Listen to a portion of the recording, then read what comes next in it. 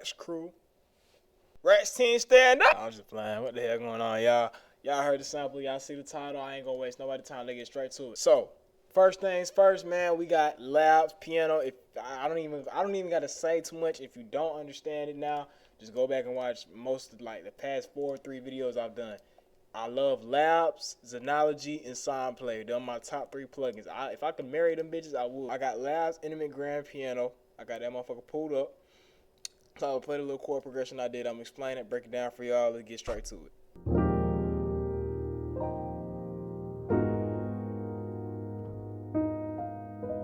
Very easy, very simple, very simple. So essentially, what I did with this progression was basically like a 1-2 progression. You know what I'm saying?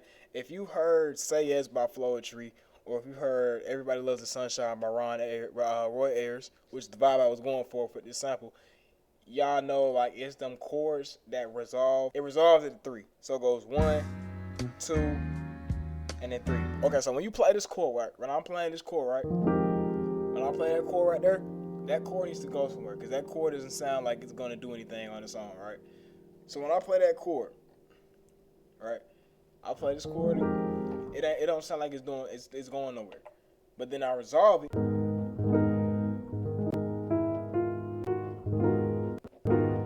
After I play that chord, it gets resolved with this I don't even know what chord this is. You know what I'm saying? But it gets resolved though. So that first chord, it gets resolved. You know what I'm saying? So that was the whole point of it, because I wanted to build a bigger melody based off of those 2 chords right there. I wanted to build a bigger melody based off of those. And you see this little flutter. That's just me taking these notes right here, shifting, hold shift, left click, control up arrow. You know what I'm saying? Shifting them up so it can just have more character. Because I ain't wanted to be bland. I ain't just wanted to be the piano. I wanted the piano to actually talk. For the next one, we got Phase EP2 Xenology. Same thing, same notes as the piano.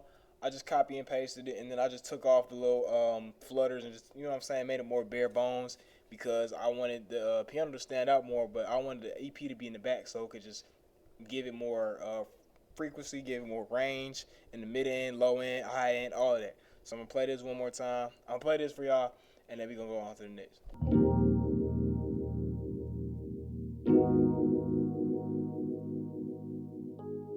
So now we got the bass, SoundPlayer bass. If y'all have Contact Scarby Rickenbacker bass, y'all can use that bass. That, in my opinion, sounds the best. But SoundPlayer P bass, I think SoundPlayer P bass is free. Sounds very similar to that Scarby Rickenbacker. You know what I'm saying? It got that little same just character and an emphasis when you switch the notes. So I'm gonna play that real quick.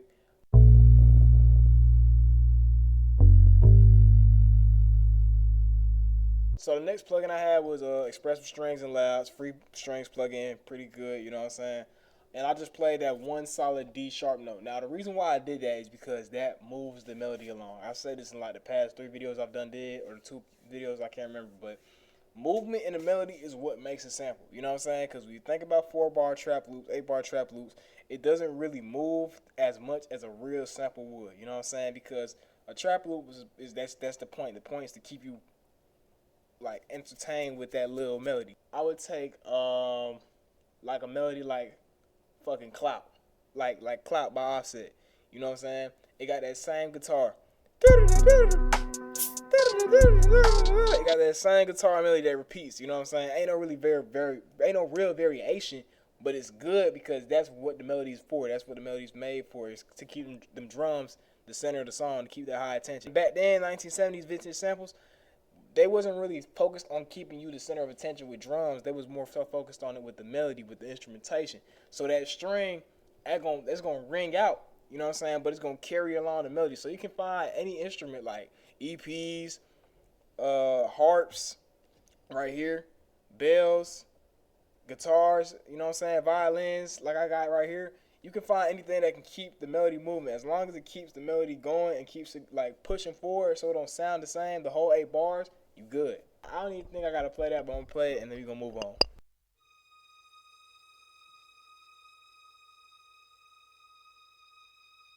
So next up, I got these chimes from YouTube. As y'all can see, that shit say free in the title, YTMP3. Thank God for it.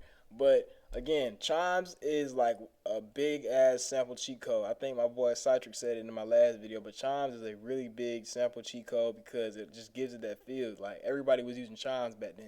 You know what I'm saying? Chimes and like the fucking pianos and like the bass and the goddamn them rides, like the cymbal rides. Like it's certain songs that have these exact same things because that was just so commonly used back then. So when you put the chimes in your samples, it just gives it that old nostalgic feeling. So I just put these chimes in real quick, had it ring out through the whole song.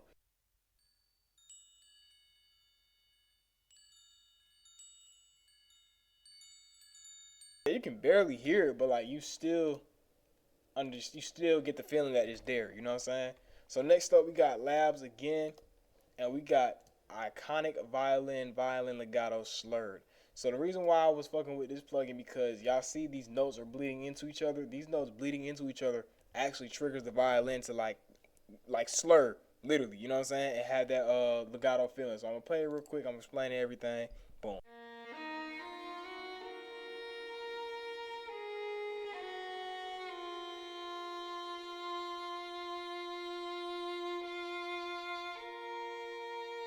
So the reason I like Loud so much is because their plugin, like their sounds, they bleed into each other. You know what I'm saying? Usually with sounds like if I had say a Xenology string, right, and I dropped the same melody, a Xenology string wouldn't bleed into the next sound. You know what I'm saying? It wouldn't do that. It would just cut abruptly, and then the sound would start again, and it would just like it would sound muddy. It would sound muffled and all that shit. Like we don't want that. We want it to sound like cohesive legato, which is a note playing into another note, like a long note playing into another elongated note. You know what I'm saying? That's legato. Opposite of that, spiccato. But I just wanted to keep that legato feeling to have that same sentiment of just that's a real sample. This is a real vintage sample. You feel me? Like I wanted to keep that whole feeling present in this melody. So I chose the slurred violin because one, it had character, it bled into it, and it sound nice. You know what I'm saying? So for this next one, I'm gonna just cover these. I'm gonna cover both of them. For the next one, I got Bell Swarm Glockenspiel Trio, and I got the sitar from Xenology, just a regular sitar. So I'm gonna play it both together. I'm gonna tell y'all what the thought process was. Let's do it. So the reason why I had Glockenspiel and sitar, which is like off the rip, you're gonna be like, damn, that's a weird combo. But that's actually like a very commonly used combo that was in the vintage soul sample. Like all the 80s, they loved combining high bells like glockenspiel, celeste. They love combining that with the harp or sitar. They love doing that shit. You can hear it a lot in you know what I'm saying? Just go back in the 70s, motherfucker. Listen to their songs. You know what I'm saying? Like I can't give you no specific songs because I listen to a lot of soul music that I don't really know the artist and I don't know the genre that covers it specifically. But if you go back and listen to the vintage samples and vintage songs and 70s songs, you will hear this a lot. You will hear a sitar, you will hear a glockenspiel, and they will be accompanied with each other. What I'm doing is not revolutionary. What I'm doing is just I'm taking the shit that I've heard from back then, the shit they did back then. I'm applying it now modernly, and we just, you know what I'm saying, putting it all in glue, making this shit together. So now what we're gonna get into is the vocals. Now, if you're making a sample, if you don't got Splice or Arcade output, anything that deals with having acapella vocals, you need to get on that. You know what I'm saying? Vocals is what makes a sample a real fucking sample. And I cannot stress that enough. It sounds good. It can a sample can sound good without vocals. Don't get me wrong. It ain't like an end all to end all. If you don't have a vocal in it, your shit ain't gonna sound vintage. It ain't gonna sound old, authentic, none of that. But vocals will take your shit to the next level. I promise you. There's been times where I completely thought about scrapping a whole sample or a whole loop. I put a vocal on top of it. It changed the energy completely. So I'm gonna play these vocals real quick, and then I'm gonna move on to the next. My baby.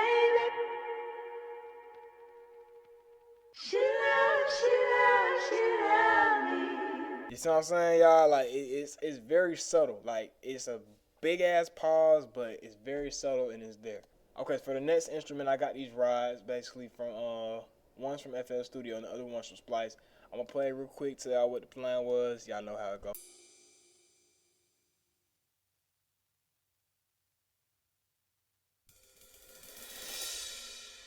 So by itself, it ain't like it's like nigga, why are you even showing this? You know what I'm saying? What the fuck are we? What are we gonna do with this information? But drums and like little accents like cymbals, rides, and all that. If you don't want to do a full drum break, which I have right here, and I'm gonna, you know what I'm saying, go over that. But if you don't want to do a full drum break and you still want to have these little elements, like these little like percussion elements that you want to have your melody to keep it again movement, keep the movement in your melody. That's important too. You know what I'm saying? So little rides, little cymbal rides, little crashes, like just ear candy shit that reminds the person that my melody might not change in this area in the instrumentation, but I'm gonna have some percussion elements in that motherfucker. You know what I'm saying? I'm gonna have some rides, some wind chimes. I'm gonna have some in there to keep you engaged in the melody, keep you engaged in the sample. You know what I'm saying? So that's why I just put them them little rides and little crashes, little swells right there. So next up, we got this fire ass drum break. Got it from Splice. It basically matched the BPM. I ain't even really have to do too much, but I just stretched it. I'm gonna play it real quick. I'm gonna tell y'all what the whole thing was.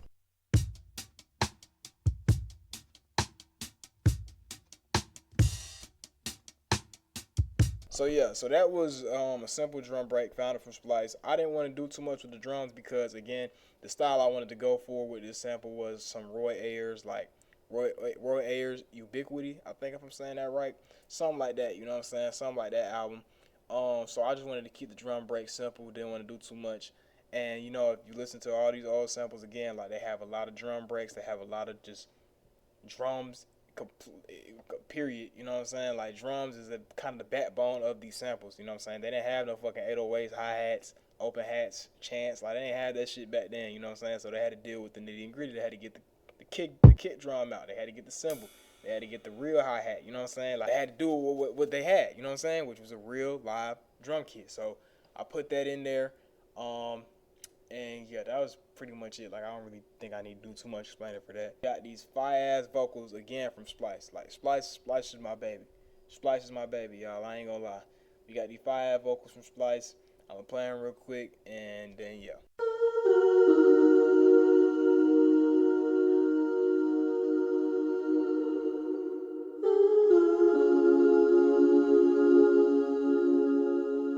So these vocals is really fire. I fuck with these vocals so much because of the call and response thing they got going on. If you don't know what call and response is, it's basically when you say a note or you do something and another note accompanies it. So y'all hear that first, woo, and then the second one come back, woo, like that's a call and response. You know what I'm saying? Because it coincides with each other. The notes coincide with each other is what I meant to say. My bad. So yeah, I like that call and response a lot because they did that a lot in the 70s. They did that a lot in the old samples and old vintage music.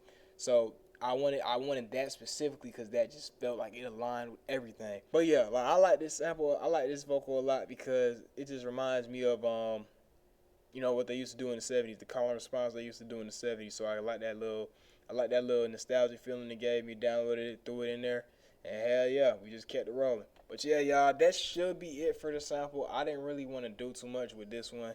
It's just been a little while since I uploaded, so I wanted to give y'all something. You know what I'm saying? Something to goddamn eat off of. I'm gonna go crazy next video. I think I'm gonna start writing my scripts up because I'll be all over the place when I be making these videos. So appreciate y'all for watching again. Have a great day. Stay blessed. And y'all be safe.